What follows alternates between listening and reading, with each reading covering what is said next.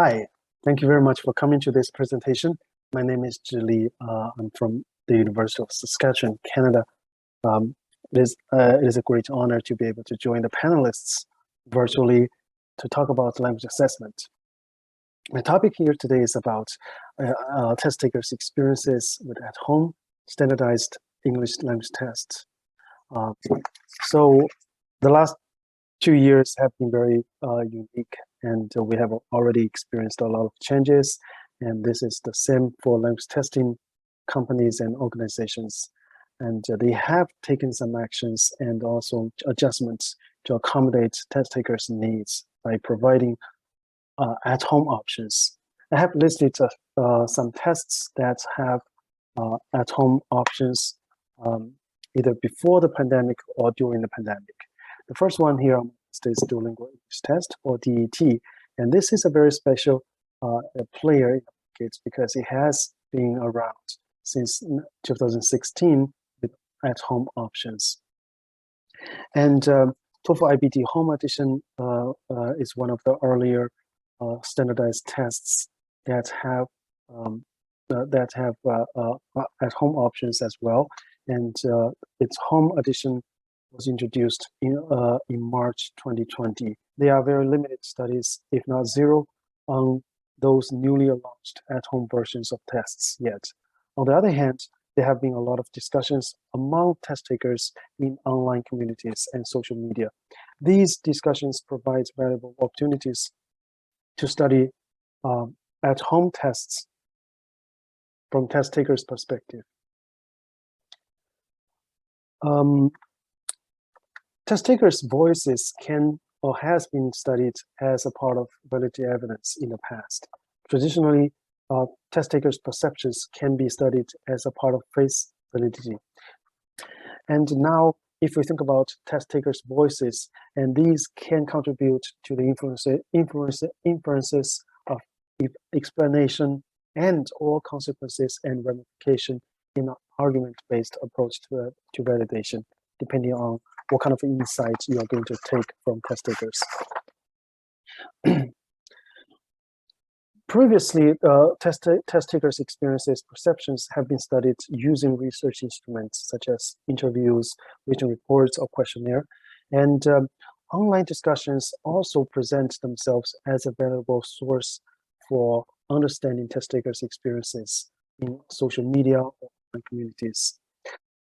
In this study, I focused on Reddit, a very popular website that hosts various online communities.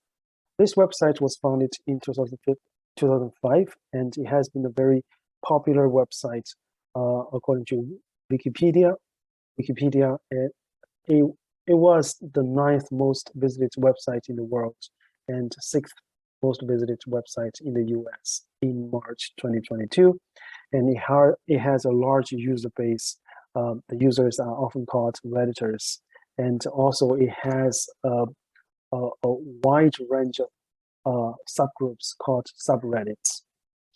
Considering the novelty of at-home standardized tests and the availability of valuable discussions on these tests in online communities, this study addresses 2 general questions regarding the topics related to Duolingo English Test and TOEFL IBT Home Edition, as discussed on Reddit.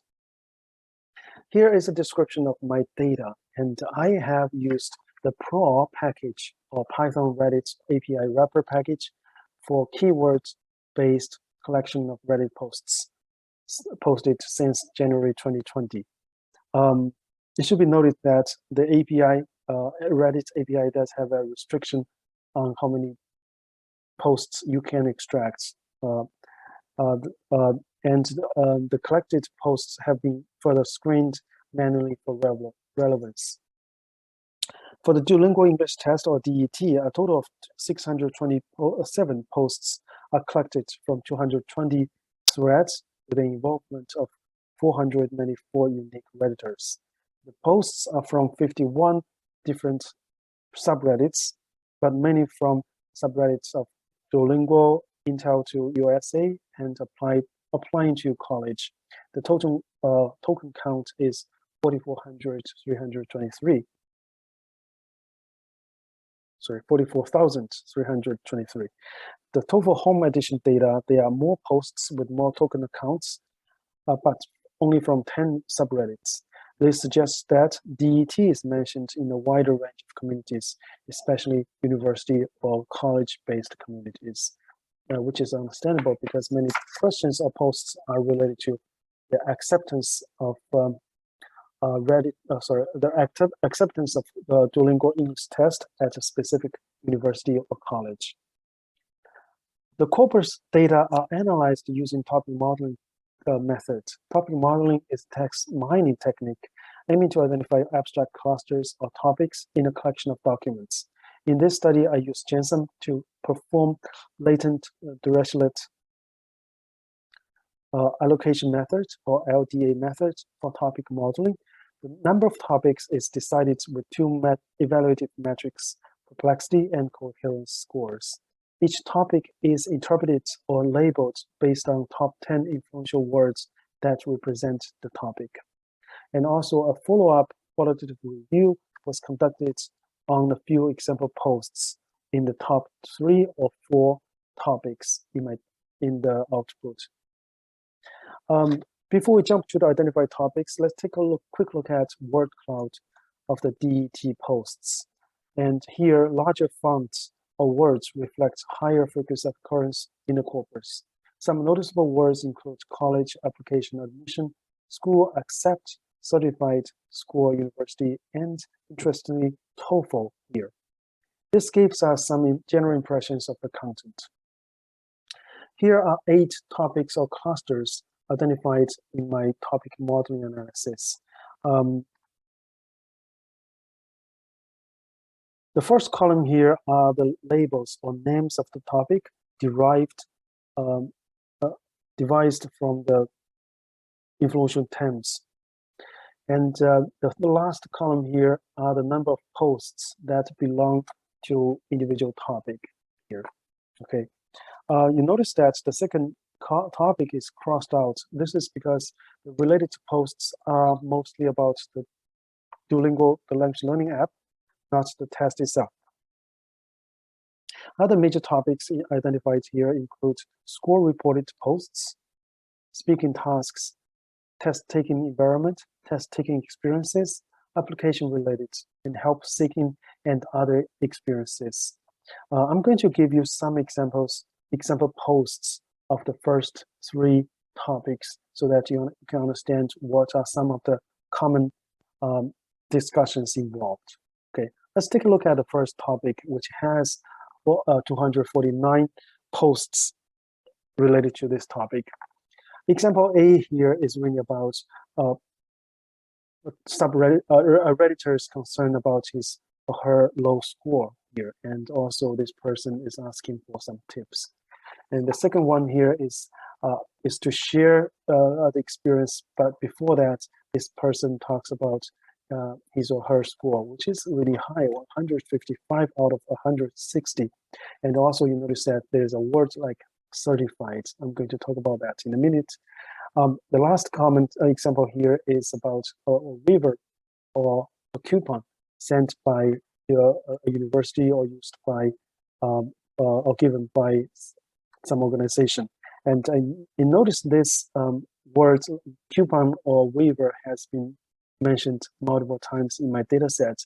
And this may be related to some marketing strategies used by either a university or Duolingo to attract prospective applicants or test takers. Okay, back to certified a little bit.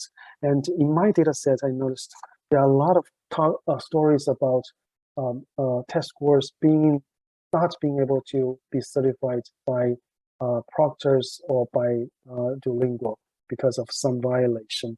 For example, if a test taker has looked away from the computer or has used some prohibited items, and this person's score will not be certified. So this has raised a lot of concerns. Okay, and topic 5 here is test taking experiences. This is here. Let's take a look at example A here, and this is about a person who shares about some items this a person has just taken or has completed on the test. And luckily, this type of comments are not very common in my data sets. And the second example here is to share some tips for taking the test. And this person has mentioned that try to throw in a few complex words in the writing sections. And this person also suggested later try to write your essays longer so that you can get a good score. And the third example here I have about test taking experience is very positive. This is actually a reaction or response to another person's poor experience. And this one reads, my experience with Duolingo English test was awesome. And also please be aware this kind of positive comments or praise is not common at all in my data set. After all, we go to an online community to share our concerns and complain, right? Not to praise. And the number 6 topic here is application related. And I just want to point out the third example here. And this is a quite technical comment because it uses the term the validity of the test. And this person says, I have some concerns about the validity of the test, but you don't have to think about it. Think about those if the school is okay with it. And so across those examples, you can see certified or valid or invalid has been mentioned a couple times. And this is really just because some test takers got really bad experiences after their scores have been canceled or disqualified for some reasons. Okay. Of course, this is also related to test security from testing company's perspective. Now let's turn to the posts related to TOEFL. And again, I have a word cloud. You can immediately see some of the noticeable words like test scores and proctor, and which is a big word, a very important word in my data, problems and computer and specific skills like reading, listening, and speaking. Okay, I have identified 10 topics from my topic modeling analysis. However, topics 3 and 2 are removed because they only present a small number of posts.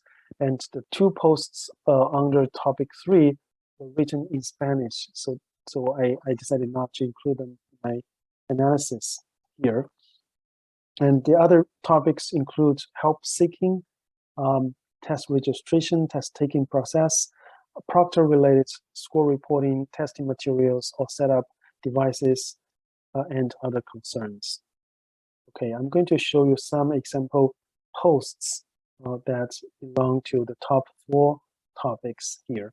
Okay, the first one is help seeking, and this is the largest group of topic, and it contains 223 posts. And this shows both interests and concerns from test takers. Let's take a look at example C here. This best captures a common fear of cancellation by proctors during the test. This is somewhat similar to the concern of disqualification or certification of scores for Duolingo English test. And once again, there are so many stories shared on Reddit about score being canceled by a proctor during or immediately after a test. Okay, so that's why this person asked the question, is it too risky to take a TOEFL at home? Okay, and apparently this is a big concern. Topic 5 is mostly about test-taking processes or experiences. Example A here is a question from a Redditor about note-taking in the listening test.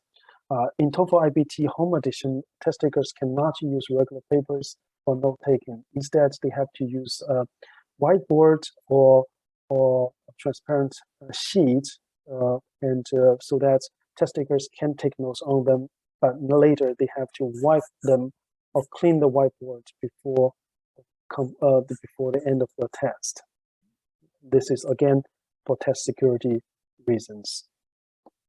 And example B here is a reminder of some prohibited items in the test. For example, here, earphone. You cannot use headset or earphone during the test, because that can be seen as a security concern, right? Topic 6 is all about proctor-related issues, and this is also a very large group of posts. And while test A praises a proctor, the majority of the posts in this topic are complaints about services provided by proctors, either for longer than expected check-in procedures or limited ability to handle tech issues during the test. Topic 7 is about score reporting, which is also common among test takers, because when there is a delay or test takers are anxious waiting for their scores, they tend to ask questions, ask their fellow Redditors whether they have received test scores. Okay, so these are some of the example posts related to TOEFL IBT Home Edition. Now I'm going to have a quick summary of my findings. Okay, there are several major themes emerged from the results of topic modeling analysis and also my qualitative review.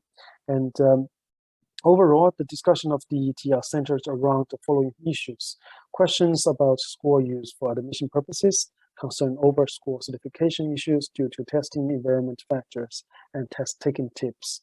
For the posts on TOEFL IBT Home Edition, different concerns are expressed as more questions about test taking processes are raised, issues with proctors are shared, and availability of test scores inquired.